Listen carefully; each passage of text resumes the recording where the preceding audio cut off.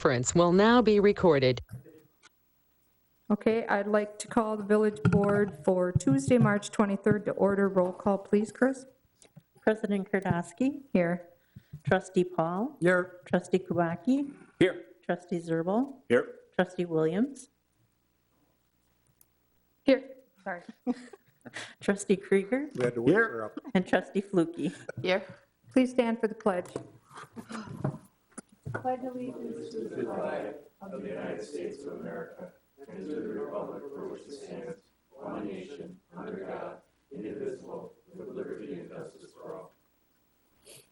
And please remember all the men and women throughout the world in uniform. I have no changes to the agenda. Move to approve as presented. Second. Motion and a second to approve those the agenda. All those in favor say aye. Aye. Opposed? Motion carried. Action on the open and closed minutes from February 23rd. So the regular village board, February 23rd. Open minutes. Motion to approve I need. So move. Second. Motion and a second to approve those minutes. All those in favor say aye. Aye. Aye. Opposed? Motion carried. The regular village board meeting on February 23rd, 2021 at 6:30. Motion to approve. Second. Motion and a second to approve those minutes. All those in favor say aye. Aye. Opposed? Motion carried. I need a motion for the open and closed minutes for village board special meeting, March 12th at 3 o'clock. Move to approve. Second. Motion and a second to approve those minutes. All those in favor say aye. Aye. Aye. Opposed? Motion carried. Comments from the public must be limited to items not on the agenda, must state name and address, limited to 5 minutes. The board's role is to listen and not discuss the item. Personnel issues cannot be discussed nor individuals named, and the board is not able to take action at this meeting. We have no public. Is there any public on the virtual that would like to speak on something not on the agenda? Hearing none. Number 7, written communications or announcements. I have none. Anybody have any? Okay, number 8, action on consent agenda, which is the operator's licenses, action on the change of agent for the bar, Holmgren Way, Inc., DBA The Bar, the investment report, and budgeted expenditures. I need a motion to approve. Move to approve the consent agenda? Second. Motion and a second to approve the consent agenda. All those in favor say aye. Aye. Opposed? Motion carried. Number 9, public hearing. Public hearing regarding ordinance 03-1-21, amending the Bohemian Park Planned Unit Development PUD height limit. Is there anybody here who would like to speak against this item or for this item? Anybody here who would like to speak against or for this item? Here, I'm Mariana Arena from Amber Anderson. If somebody have any questions, I'm here. Okay, thank you. Tim is here as well Thank from you. Angberg Anderson. Thank you. Is there anybody here who would like to speak for or against this item? I need a motion to close the public hearing. So moved. Second. Motion and a second to close the public hearing. All those in favor say aye. Aye. Opposed? Motion carried. Action items 10A, action regarding ordinance 03-1-21, amending the Bohemian Park Planned Unit Development PUD height limit. Aaron. Okay, the requested PUD amendment is to increase the planned unit development allowed height for the Bohemian Park second building. The PUD currently has a 60-foot limitation for the PUD area. The request is to increase that to 70 feet. The proposed building number 2 that you see up on the screen is about 67 feet or so, so I just thought to round it off to 70 seemed to make the most sense. In terms of surrounding uses, the village's height requirements or height map shows the property just to the west of the Bohemian Park, building number 2, as allowing up to 120 feet by right. So by no means is the 70-foot request out of line what is allowable just immediately to the west. Does anybody have any questions? This was at Plan Board, Public Work, or not Public Works, Site Plan. Move to approve the ordinance 3-1-21, amending the Bohemian Park PUD heights, maximum height of 270 feet. I'll second that. Okay, we have a motion and a second to approve ordinance 03-1-21. Any more discussion? All those in favor say aye. Aye. Opposed? Motion carried. 10B, action regarding site plan review for the Bohemian Park Phase 2, 2100 Holmgren Way, parcel VA-67-A-2. Aaron? Okay, building on the PUD amendment that was just requested, the site plan review for the Bohemian Park, building number 2, is required to go to Plan Commission and Village Board because it is within the sports entertainment zoning district. As you see up on the screen, the proposed building number 2 is right here at the corner of Holmgren and Morris. High-level overview of the building is right here. We'll have underground parking, and there's actually a public patio, kind of plaza pavilion area right here on Morris Avenue. The green area you see here is a small retail use, coffee shop or something of the like. In terms of elevations, I'll just touch on those here real quick. What you see from the exterior is very similar to the Bohemian Park building number 1. Building number 1 is 4 stories in height. This is proposed to be 5 stories in height, so there's one more story on here. Exterior materials consist primarily of masonry, concealed fastener metal wall panels, and Corten steel accents. So as you can see, there are a number of architectural features with the building itself. It does face on Holmgren Way right here, and then there's a step back along Holmgren for the floors 2, 3, 4, and 5. Just a couple additional elevations here. Here again, this is Morris, and this is Holmgren. You can see the step back right here a little bit. Here's building 1, which is, of course, constructed. A couple additional angles. This is looking to the north. This is Holmgren. Building 1 right here. And then the last one I'll show here is the plaza area, which is to be activated during, occasionally have, small musical act out there, really kind of a gathering place for the neighborhood, for the residents, as well as for the customers at the coffee shop or the retail use, what have you. In terms of recommended conditions of approval, there are a few. All metal panels are to utilize concealed fasteners. All ground-mounted and roof-mounted mechanical units and associated materials need to be screened from view from the subject property line and right-of-way boundaries. As the building is greater than 50 feet tall and within Airport Zoning District C, the applicant must obtain an application for a height permit and approval from the Green Bay Austin Straubel Airport Director.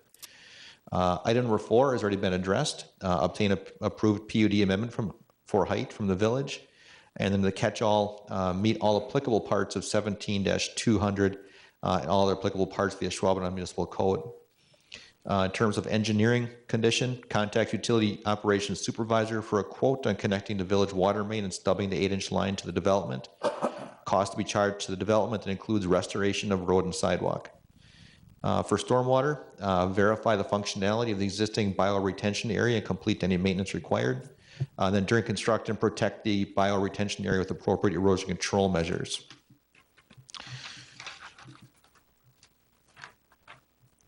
A couple from public safety confirm the fire lane provided on the west side of the building to be 24 feet in width and turning radius is adequate for the fire apparatus. Include a Knox box near the main entrance to the building. And then provide an additional private hydrant on the west side of the building. Work with public safety on the exact location. Forestry recommended to approve the landscape plan as presented, and bike and ped, inclusion of bicycle parking that meets the recommendations of the Association of Pedestrian and Bicycling Professionals near the retail use and a second for tenants near their primary entrance. If you have any questions, I'd be happy to answer them. Otherwise, the owner of the project, Joey Werka, is in the audience. And then Tim Wolaz and Mariana Arena, Engberg Anderson Architects, are online. Any questions? Aaron, I would assume, or the developer, that this building will look similar in color and design to the existing building up there, the way it sounds? Yes, yep. It'd be very complementary to the existing building, similar color palette. Okay. As you know, this came through the site plan committee that I'm on. We got a wow building in the village of Ashwaubenon, as Mary Kardowski, our village president, dreamed up of this word. And I believe this is the second wow that we've got in the village. Happens to be in the district that I cover, but I think it's a very nice piece of property. Looking at the plans they had 4 or 5 years ago when they first came to the village, this was in it. And I am really pleased to see they're carrying on with what they introduced to us a number of years ago. So, very nice project. If there's no other questions, I'll move to approve the Bohemian Park Phase 2, parcel VA-67-A-2. I'll second that. Okay, we have a motion and a second to approve the Bohemian Park Phase 2, parcel VA-67-A-2. And Mary, just to clarify, that's with staff conditions? With staff conditions, my apologies. The second agrees with staff conditions? Yes. Okay. Any further discussion? All those in favor say aye. Aye. Opposed? Motion carried. Thank you. 10C, discussion and possible action, Village Human Resources Consultant, qualifications and recommendation. Joel? Thank you, Madam President, members of the Village Board. As part of upon my hire as village manager, a directive was to establish a restructuring of duties related to human resources and the performance of those duties related to personnel and labor matters with the Village of Ashwaubenon. As part of the 2021 budget, there were dollars allocated for this purpose. Approximately $50,000 were put aside toward either hiring a skilled human resources professional or an independent consultant to assist us in that effort. We had a staff team here that included the village president, village attorney, our confidential executive secretary, Terry Lewis, and myself, who began the review process of what our needs are internally. We determined that it would be best suited at this point in time to look at a third-party consultant to come in and provide that expertise. We did not feel that at the current time for $50,000 that we would be able to hire a person on payroll to meet the needs of instituting or initiating a full-fledged human resources program. So we went out and we met with 6 independent third-party consulting firms who specialize in organizational human resource related services. Upon that review, we are recommending the village contract with Human Resources Consulting, LLC. This particular firm is out of the Green Bay area. We did interview firms that were from Green Bay, but also throughout the state. A firm in the Valley, firm down in Madison, Milwaukee, and such. So we felt that the Green Bay firm was not only appropriate for our needs because of its location, but because of its skill set and the setup of the contract. There was more flexibility with going with Human Resources Consulting than some of the other firms. In addition to that, we felt that they had more direct human resource related experience working with municipalities than the other parties that we interviewed as part of this process. Based on how we would set this up, this is based on a time and material basis. So the employees that are assigned to the village would work 3, 4, maybe 5 hours a week in office that would support our human resource related function. They would also have the ability our department directors would have the ability to utilize a hotline to call for immediate human resource related matters. And then because of how the firm is set up, they have a flexible rate structure. So based on our needs and the complexity of the challenges will determine who from their firm will be assigned to that task. So more routine human resource related matters, maybe something related to Family Medical Leave Act, like an approval or a review of that, or maybe a workers' compensation issue that is at the onset of that issue. Maybe that'll be on the more basic level, but if we get into a more complex issue, then we certainly can work up their food chain, if you will. Diane Bierstaker and Samantha Pedersen and Ann Wetstein from Human Resources Consulting LLC are on the line to answer any questions the board may have. This item did go before Finance and Personnel Committee last week, and they were recommended for approval by the village board. So with that, I'll answer any questions that you may have. Joe, one of the questions I have is related to, so there's $50,000 budgeted to this. What are you anticipating the actual spend is, or is it just we're going to be spending $50,000 and that's it? Based on what you said, it's going to be kind of a flexible rate. So what are your thoughts around that? Yeah, worst case scenario, we should come in under that $50,000. So worst case scenario would be about 5 hours a week with a mixed bag between their kind of two lower tiers of hourly rates, with the idea that Diane, who is the higher end rate, that would be on a more complex matter. Diane would work maybe 10 hours a quarter or something like that based on the complexity of it. Of course, we're going to be reviewing this on a monthly basis. In fact, I think they bill every 2 weeks. So as our needs are compiled and we understand what our billable charges are, we can determine what our needs are. So there's no long-term commitment. Every 2 weeks, we decide, is this going to meet or exceed budget, and we can adjust our level of service based on that demand. But at this point, what our plan is to have a minimum of about 3 hours per week in office by one of their staff members to be available to answer those questions, and then a couple hours per week set aside potentially for hotline-related issues should they arise. A follow-up question on that. How many hours a week do you think this is going to free up on staff? And I'm kind of looking at Brian over there too, because I would think this would free up some time there. Have you guys kind of thought about what this could possibly save us as well? Yeah, I don't know that I am necessarily looking at it from a standpoint of freeing up my time or necessarily Brian's time, but it's certainly going to provide a resource and confidence to the overall program and services. So I suspect that if we have issues where either myself or a department head needs to be involved because it's a personnel matter, we're still going to be involved in it. But now we still have the ability. Now, with that being said, there are going to be some routine and mundane matters that maybe I don't necessarily have to get involved in particular, like an FMLA leave request.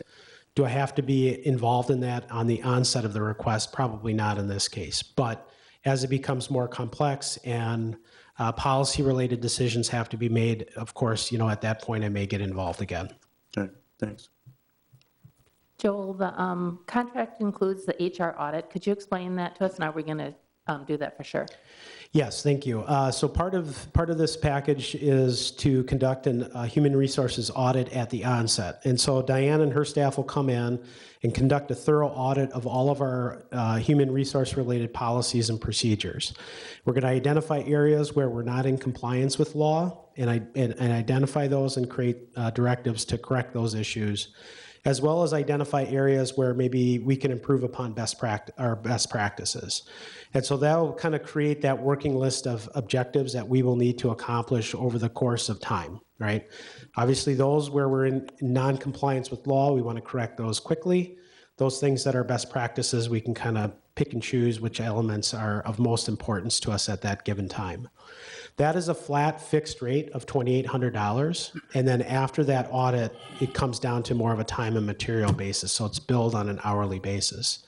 That $50,000 budget, as I mentioned before, that's kind of the worst case scenario. We should come in under budget. That includes that $2,800 audit. So by and large, we know that we are set at $50,000. If after a course of a quarter or 2 quarters of the year, we identify that we're overspending on that matter, we can come back to the board and evaluate the process at that point. So at no point should we expect ourselves to be over budget from what we've allocated for this given year. Joel, if I remember right, at the Finance and Personnel Committee, they're also going to be monitoring, and at some point, if it's necessary, to talk with us about possibly, if it warrants moving into possibly a full-time, looking at a full-time human resources position. They're going to help us kind of keep an eye on that.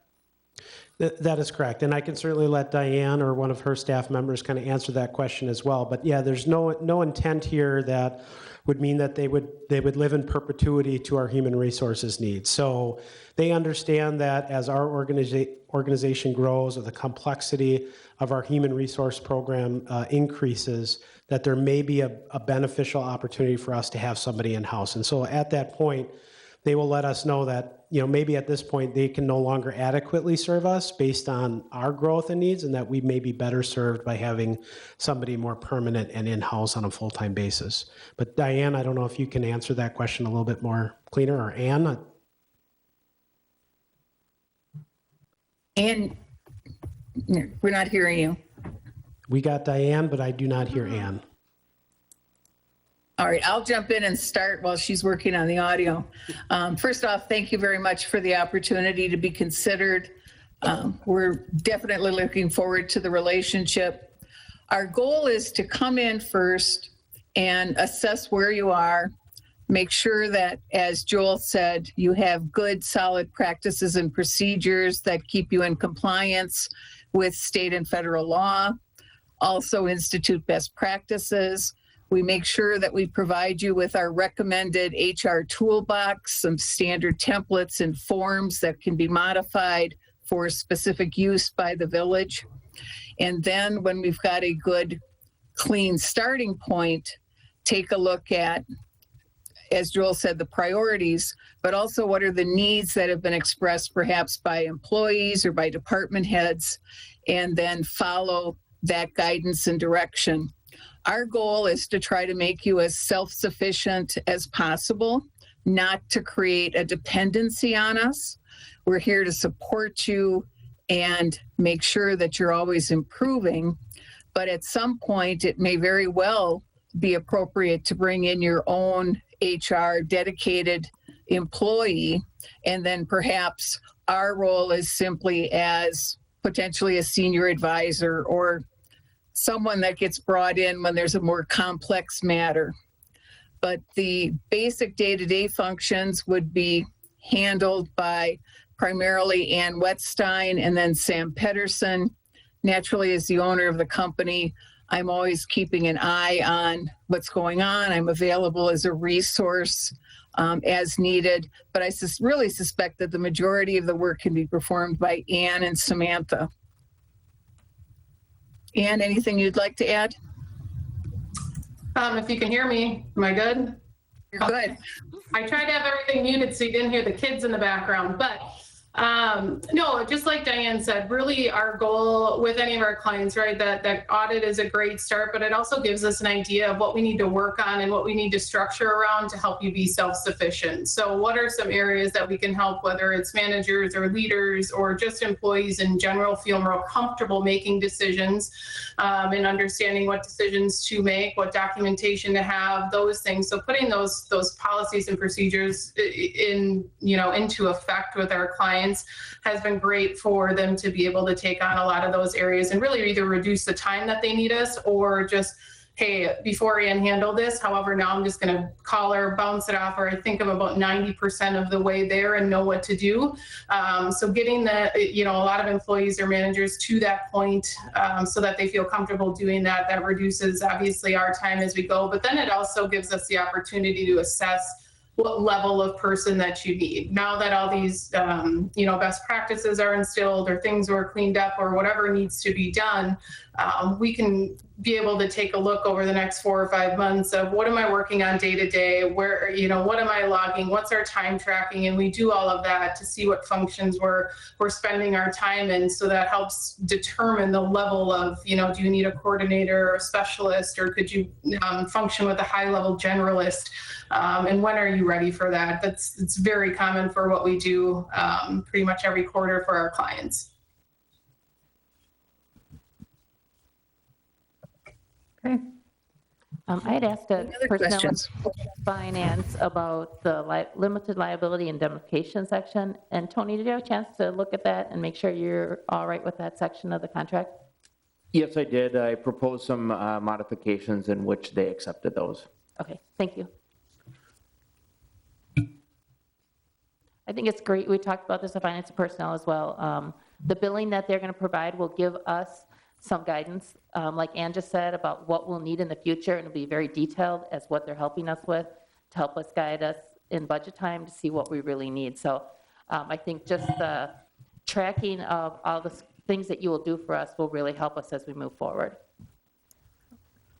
It appears that you've done a comprehensive job of interviewing and researching consultants and entities that would be able to service in this function.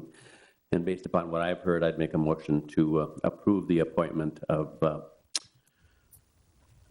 Human Resources Consulting LLC as the village's human resources consultant as identified. Second.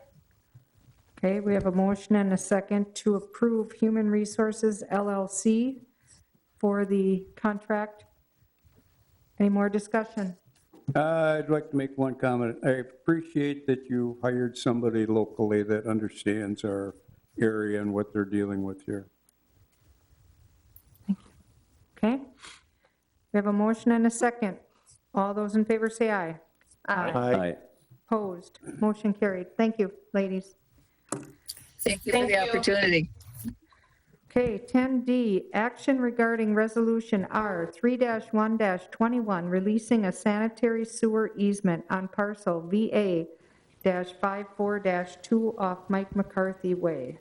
It says Aaron Schutte. This is really just a formality to release a easement that's on the books but is no longer used. When Mike McCarthy Way was reconstructed, the sewer line was moved from the back of the properties on the north side of Mike McCarthy Way, actually into the street right of way.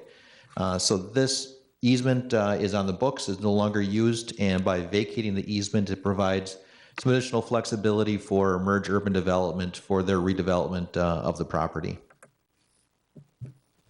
Move to approve the resolution R 3-1-21, releasing a sanitary sewer easement on parcel VA-24-2 off McCarthy right away. Second. Okay, we have a motion and a second to approve resolution R 3-1-21, releasing the sewer easement on parcel VA-54-2. Any more discussion? All those in favor say aye. Aye. Aye. Opposed? 10E, action on body-worn camera program. Brian. Okay, first of all, I would like to thank the board for their support on this project. I know it kind of came up rather quickly for us, but at the last meeting, we talked about getting the financials in place. I have worked with Axon, I've worked with Greg, with finance, with Joel, and with the Packers, and as you can see, we've worked out a structure where there is no financial impact in year one. Year two is reduced based on the contribution that we get from the Packers, and then year 3, 4, and 5, those costs were deferred into those later years to help us with the budgeting process. There's also going to be some incidental costs associated with that to include data, outfitting the vehicles with the new systems, the cables, that type of stuff, cell phone usage. So those incidental costs will be absorbed in the budget, and hopefully we can work through this process without further issue in that regard. But very thankful, very appreciative of the work that we've been doing with this project. with the support of the board and the Packers as well in order to get this up and rolling. So with that, I'll take questions. I would just like to say that, you know, it's been in the news that the Packers are supporting the body-worn cameras for several departments, and I think without the Packer help in this, it would really be a long shot to get it. When Brian first got here last year, we talked about this, and I think at some point it's going to be mandatory for every department. I think it makes our officers more at ease. And I just want a huge shout out to Brian. Did a lot of work on this. Greg has done a lot of work with the financing part of it, and a huge shout out to Packers because they've really done a great job. So, just a quick question. With some of the expenses in year 3, 4, and 5, some of those expenses, because with the OPS 7+ program, that did incorporate some, like the tasers and some of those other things. So some of these costs we would have already seen. It's just now lumped into this. Correct. Yep. Okay. And we did talk about that as well. Yeah. We do have costs every year for tasers.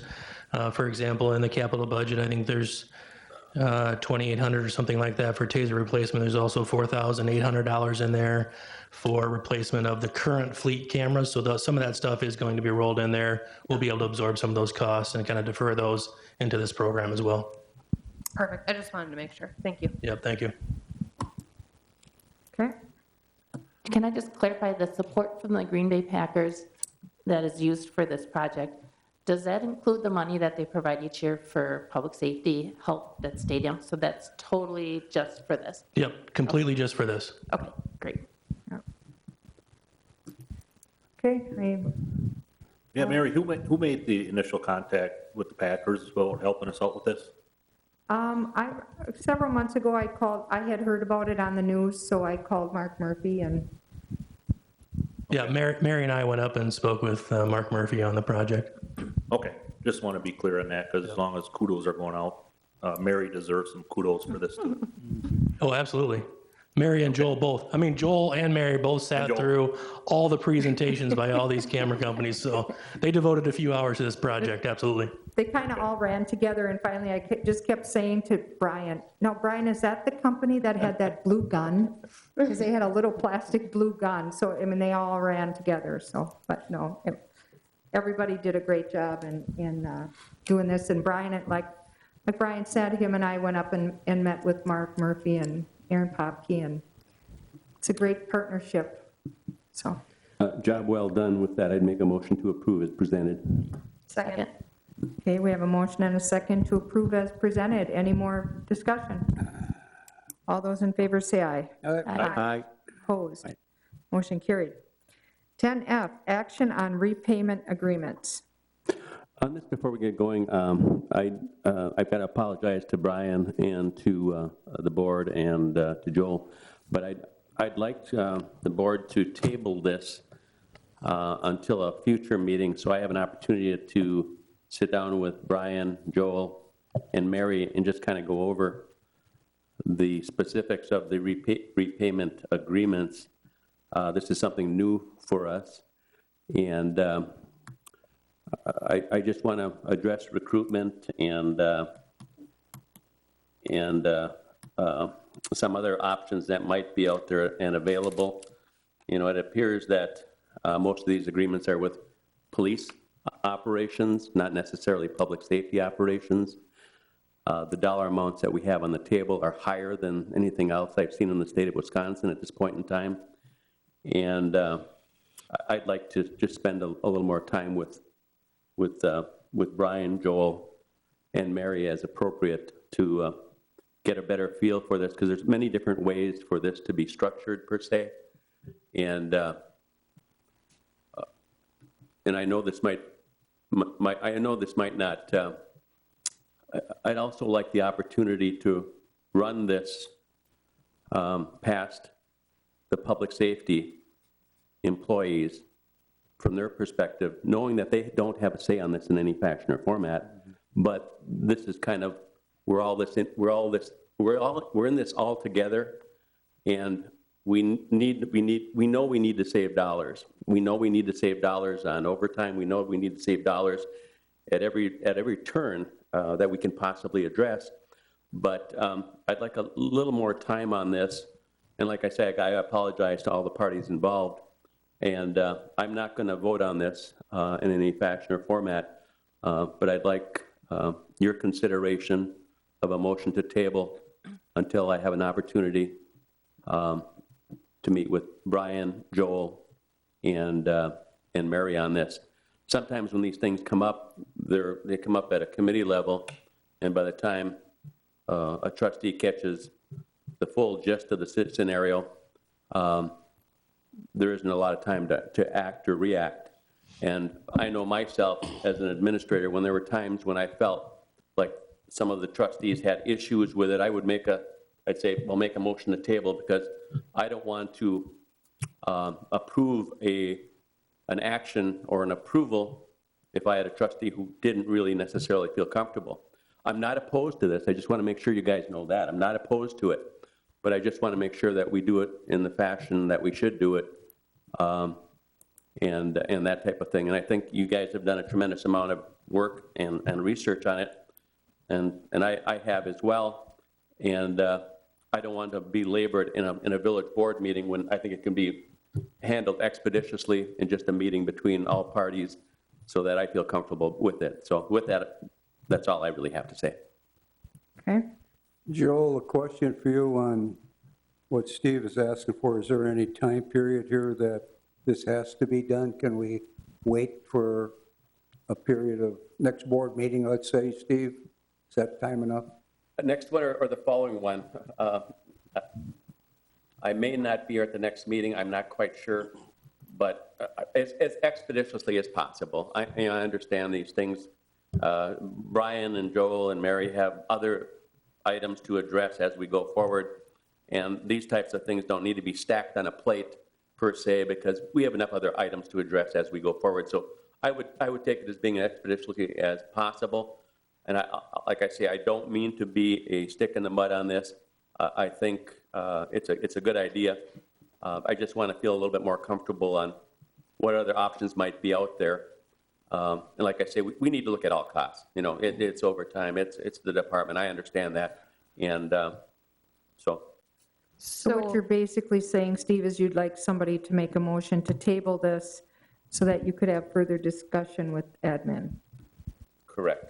Okay. So, and one thing I just like, so there's probably between Tracy, Chris, myself, and probably Mary are probably the most up to date on this, being on finance and personnel. So this has gone to 2 finance and personnel meetings. One, we were not ready to move forward, so it came back a week ago, 2 weeks ago, where they had done additional resources. So, I mean, I'm wondering if you have questions and concerns. Do the other trustees, as in Jay and Gary, have any concerns? And is it anything we can talk about here that would try to get? If the motion is made to table this, we can't discuss it.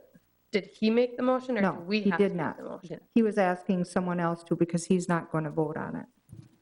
Yeah, I mean, I guess, I don't know, to push 4 months, it would be, when is our biggest recruiting time? So there is no motion yet, right? Can we ask this yet? You can't, Joel will answer that. Yeah, let me, what I'll do really quickly, if it's okay with you, Madam President, is just provide a brief introduction to the topic so that all trustees are brought up to speed on it, and then I'll try to answer Gary's question quickly and then Allison's question.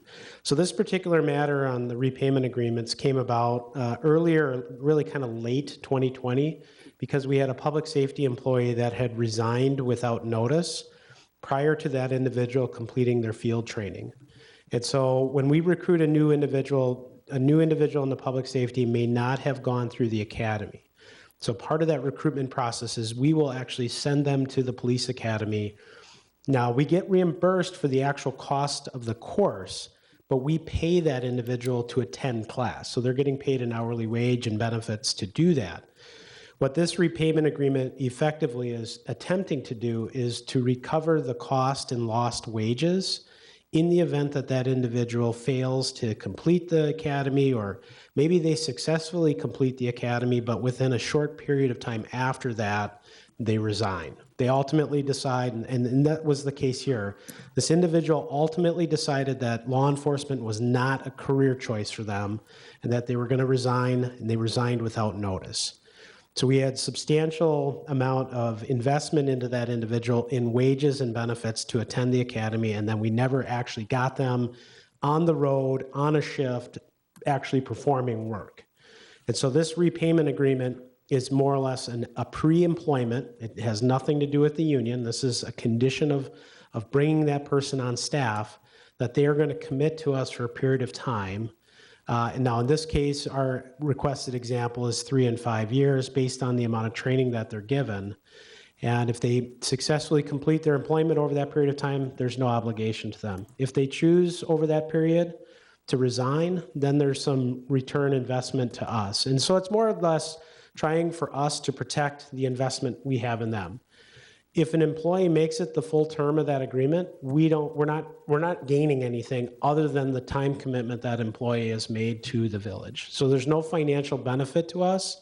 It's only a protection of loss, that we've invested in somebody and that they have not returned. Now, with that being said, Gary, your answer is, if you want to table it indefinitely, you're more than capable of doing that. There is no pressing need that this gets necessarily approved. In fact, we just went through our hiring process to replace officers, so we already have those people in queue, if you will, and so they won't agree to these agreements anyway, because once they're employed, the agreement is basically off the table. So it doesn't affect any pre-existing employees. It's just those that we would look to bring on as qualified applicants.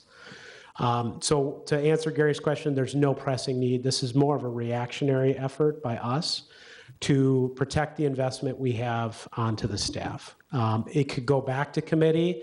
That was Steve's concern, as he's addressed, was definitely a concern that was brought up at the first committee meeting about, is there a better way to do this without feeling like it's a punishment? Because that was kind of the conversation that was had at committee. Is there a way to make this feel like it's more positive than negative? And so we can certainly bring this back to committee and have those discussions further. And if there are other ideas or examples that we could use to, again, protect the investment the village has on those new hires, I think Brian and I would be very willing to hear those examples. And I'd be willing to go to the committee level rather than the board level, if that expedites things too, so. I think if Steve wants to sit down with staff and discuss this further, I think that's fine. But I believe that someone from finance and personnel, whether it's Chris or Allie or I, also try to sit in on that meeting to get our input as well, because we've gone through it, like Allie said, we've looked at this twice at finance and personnel and sent it back for more research. So there's been a lot of work done on it. The one thing that I think is important is, really, I understand this is a pre-employment agreement, but I think it's important for us, like Steve said, to talk to our union and give them the information. This is what we're looking at. I know they don't have necessarily have any say in it, but to create that back and forth and have them to understand that there is cost for the village to have employees on staff, and for them to further understand that and see the actual dollars. So I think that's important too, and one reason maybe to table it and look at it a little further that way. I'm sure our union does not, or the union members do not, as field training officers, want to be training people on a regular basis as well. So they have a vested interest in that as well. And like I say, I apologize. I reluctantly brought this forward in this fashion or format, but if you could just indulge me a little bit, I would appreciate that. Like I said, I agree in the concept. I'm just discussing the format, that's all. I guess one of the questions that I additionally have is, we keep saying it's pre-employment, but we're talking 3-5 years into their actual work. I question, like Tony, what happens at that point? I mean, they're being paid as full employees. Yeah, you have an agreement, but now they're actually getting paid underneath the contract. Is that going to be, are we kind of I think the circumstances in which it would arise is their employment would be terminated and they would already be gone. So it's a contractual agreement, and then which it would become a question of if they do not pay, or we would, I guess, take a look at how we would collect it, so to speak, but that would result in initiating possible legal action against them formally under the breach of contract agreement.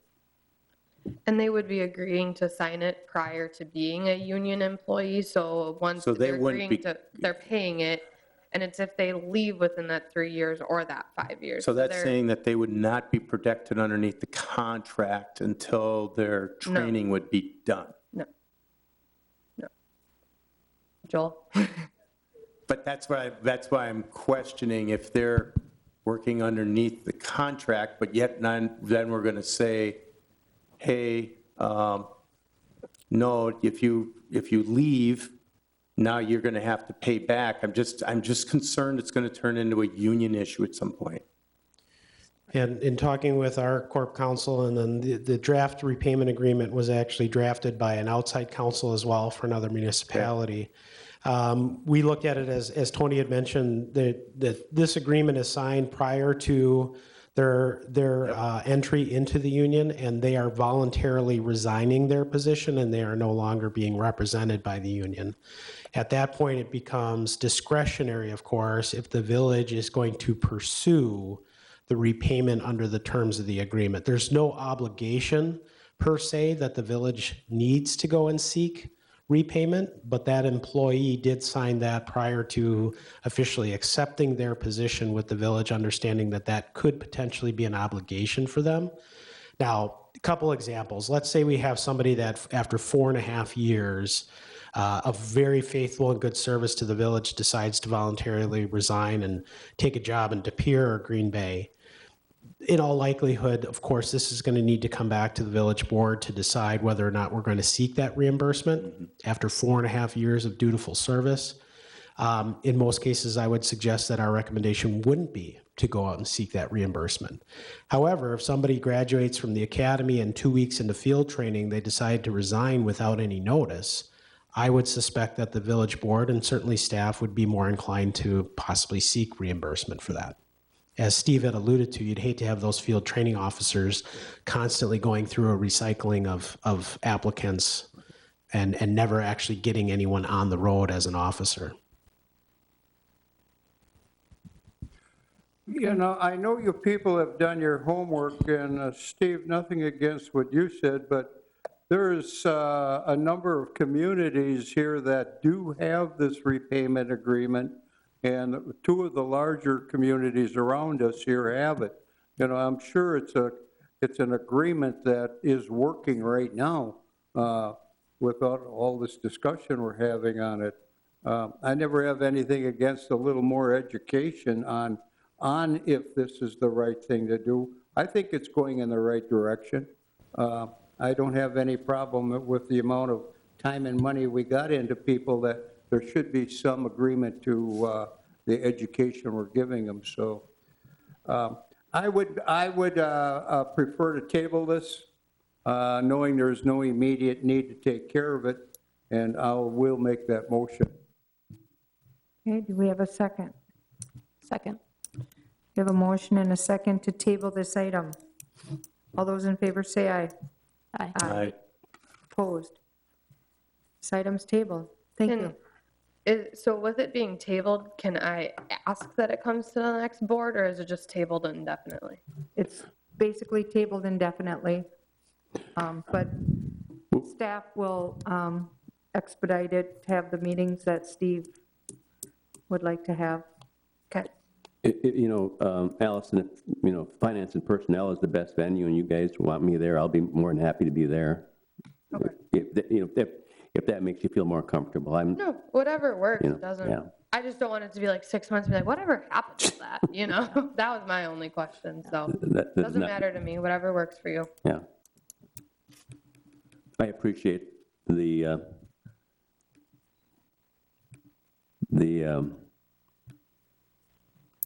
extension. Thank you. Thanks. Anyway, 10G, transfer of excess 2020 general fund dollars. Greg? Some of you may recall each year when we look at our budget, usually in December, but with the strangeness of this last year, if there's going to be any excess funds, we go to the board to assign those for a purpose so that they're not just dropped in the general fund reserve balance, and then if we try to use them in the future, we get potentially penalized by rating agencies. So you heard a lot last year about financials and where we're going to be, and it was a very challenging year, very challenging to try to predict what was going to happen, where money was going to come and go. We had a lot of revenue shortfalls. We had a lot of expenses that never occurred. And then we had some reimbursement from CARES Act, and we had some other things we did where we forgave premiums, which helped the budget, and we were trying to do a lot of things to make it balance. Well, lo and behold, the end of the year came in really, really well. There were a lot of projections that I didn't make. Like I wasn't going to assume we didn't have snow. I kept overtime at relatively normal levels, not really knowing what was going to transpire with Packers games and other things going on, even though there weren't fans, and would that require more people. At the end of the day, the general fund, which is great news, is going to end up about just over $421,000 of excess funds.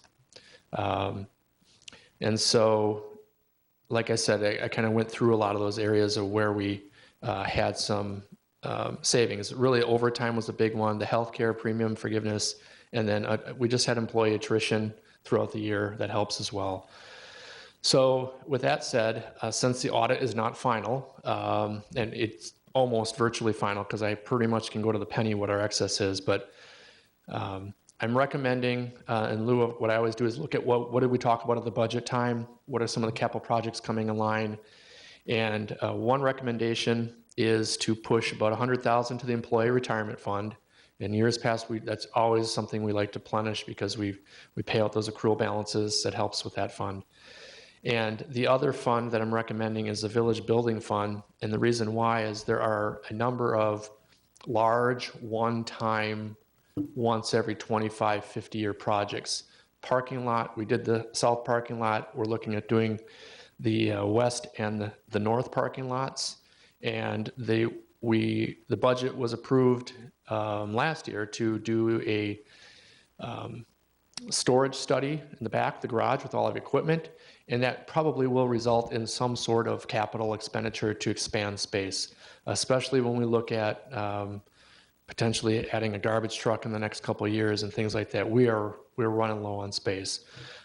So my recommendation is to put the remaining amount of excess into the village building fund for those purposes, which would in turn really help our budgets in the next 3 years anyway. The other big project is Park and Recreation has the storage shed in Ashwaubenon Park that has been put off for a year or two already. That thing apparently is just ready to be replaced. So that's another big item. The thing that I would like to tell the board is this is a move that you're making. It can always be addressed later. If in 3 months something comes up, you guys can say, hey, wait a second, what about that money? And it can be reassigned at a future date if the board would choose to do that.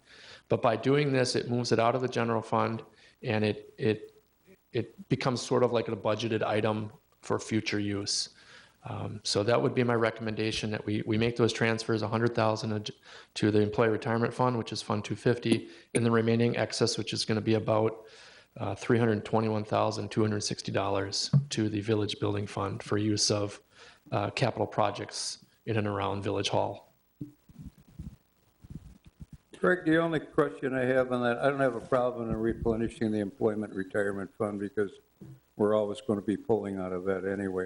The $321,000, that can be allocated for whatever the board decides. That will come in front of the board, is what I'm getting. Yeah, I would imagine at budget time, because none of these projects that I've shown on here are scheduled for this year. I think there was potentially one of the parking lots, but that's already kind of in the budget.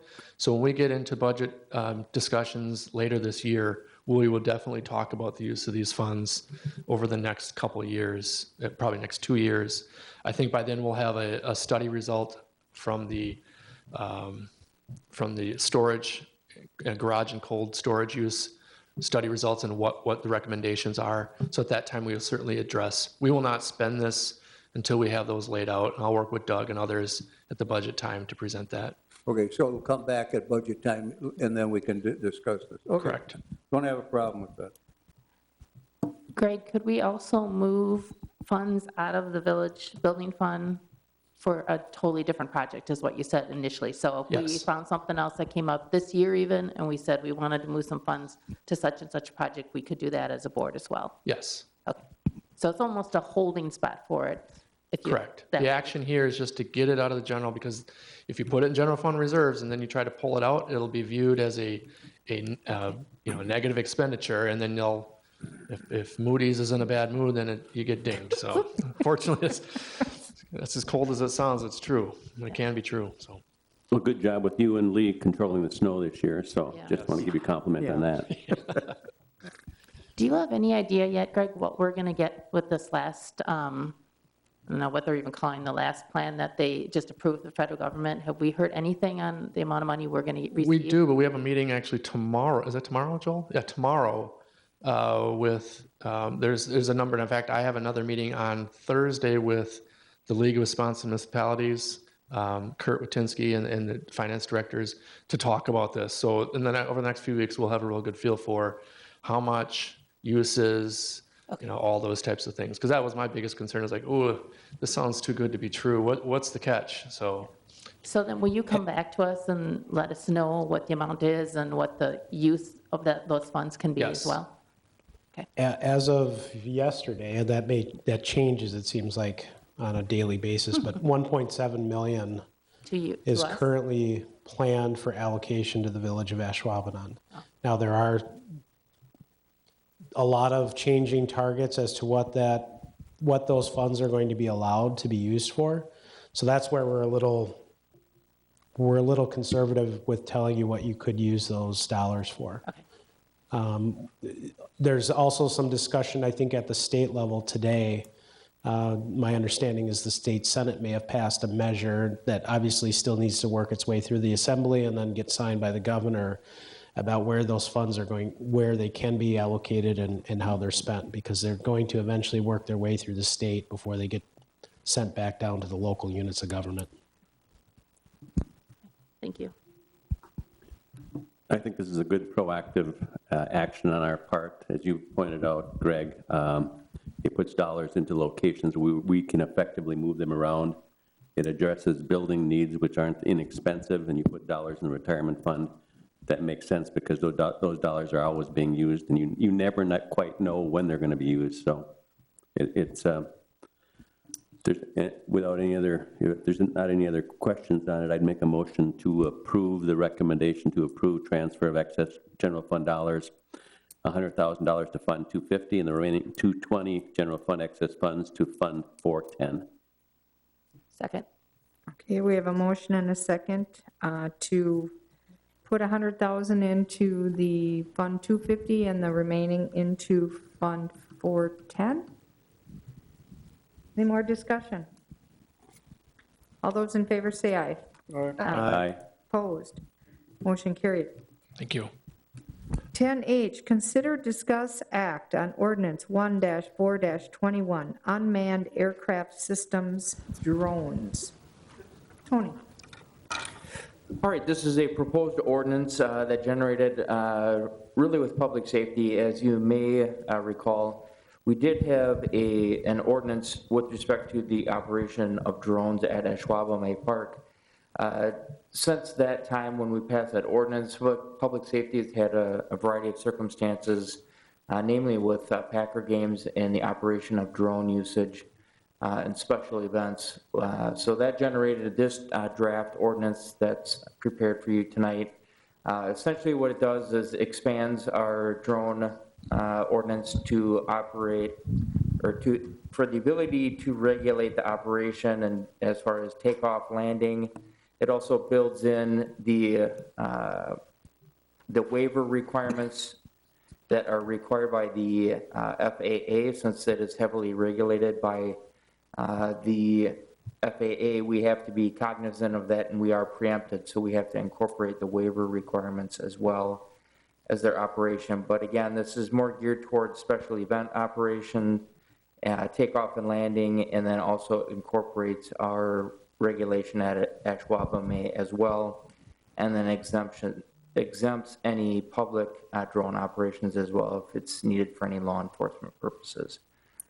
So that's just kind of a general overview. I don't know if the chief has anything else to add, but as a result of that, that's the recommendation to approve this proposed ordinance.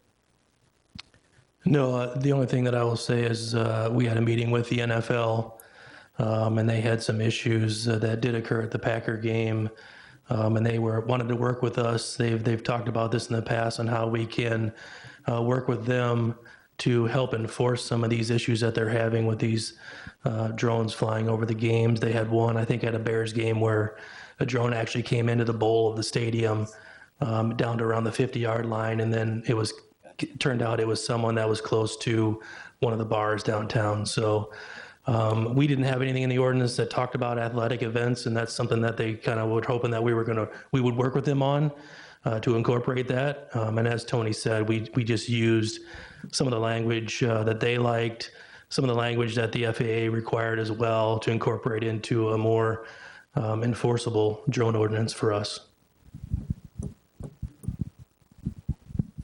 Can I clarify just a couple things?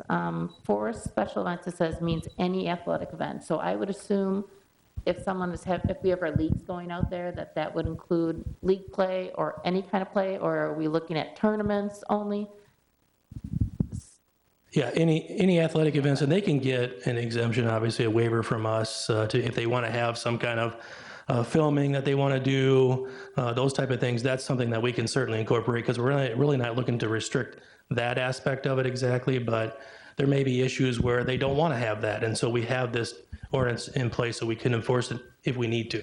Okay, no, I think it's great that you have all athletic events, because let's say you have a boys baseball tournament going on at Ashwaubenon. Do you want drones flying over them? Probably not. So I just wanted to clarify and make sure that was covered for league play and all athletic events.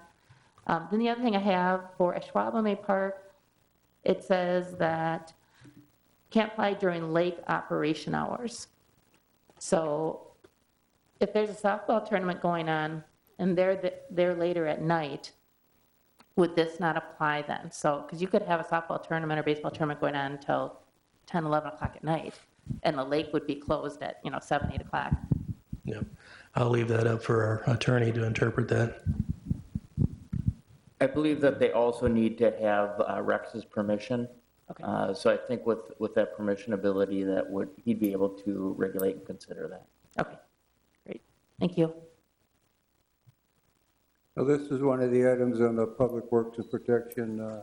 Brian gave his comments. Rex was here, gave his comments for, like Tracy mentioned, the park activities. So I'll move to approve ordinance 1-4-21, unmanned aircraft systems / drones. Second. Okay, we have a motion and a second to approve ordinance 1-4-21. Any further discussion? All those in favor say aye. Aye. Aye. Opposed? Motion carried.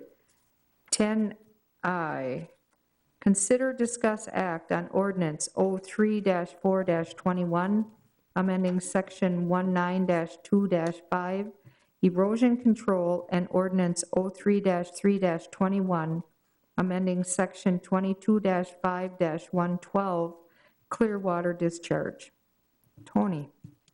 All right, both of these proposed ordinances are essentially cleanup type items to clarify in greater detail what exactly we're talking about with respect to stormwater and runoff. And essentially what it does is it expands the definition. So it's not groundwater, it is now runoff, and it also properly delegates these issues to the Department of Public Works instead of the building inspector. And so really what it is essentially clarifying and expanding our ability to enforce runoff and creating nuisances after discussion with our village stormwater engineer.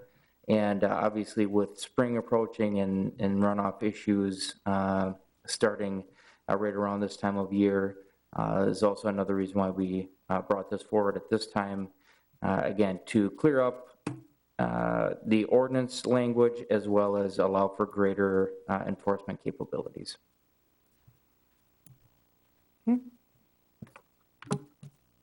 Questions, motion? I'd make a motion to approve. It makes a lot of sense as presented, so I'd make a motion to approve as presented. Second? Motion and a second to approve as presented. All those in favor say aye. Aye. Opposed? Motion carried. 10J, consider, discuss, act on ordinance 03-2-21, amending section 1-1-2, definition of owner. Tony? Thank you. Again, another ordinance cleanup item that again expands our definition of the term owner as applied to property. This arose out of a dispute in municipal court as far as the enforcement of some zoning and building code violations, and it was a kind of a unique situation with a piece of property in which the registered owner on land records had entered into a land contract with an individual. That land contract was not recorded, and then it got into some technical real estate ownership questions.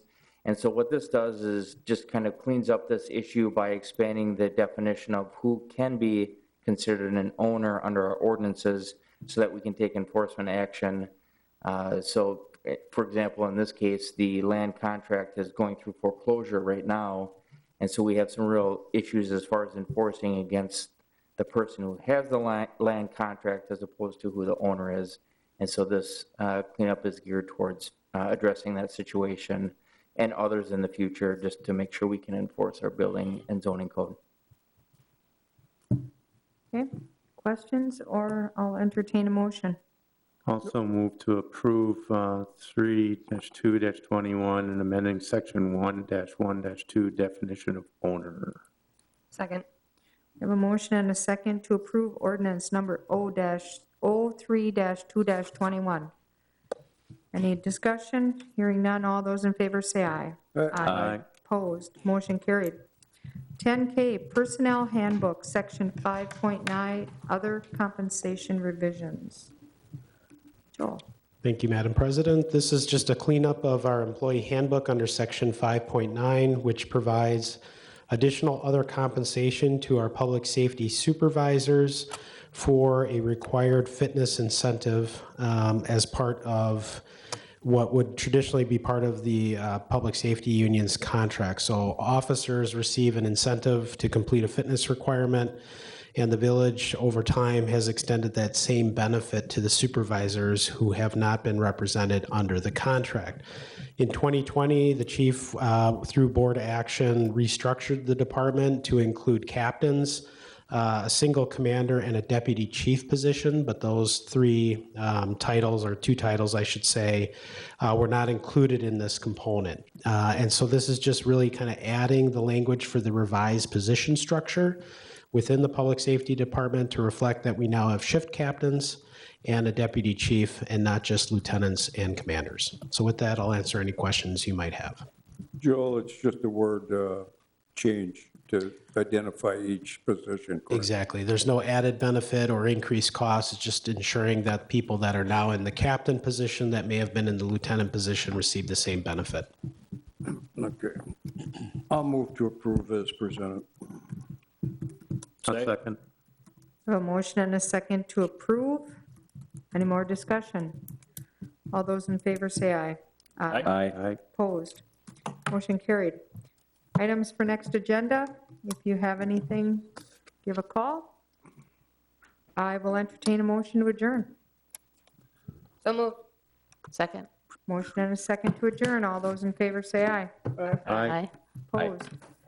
We are done. Kind of late today. Thank you, everybody. This conference is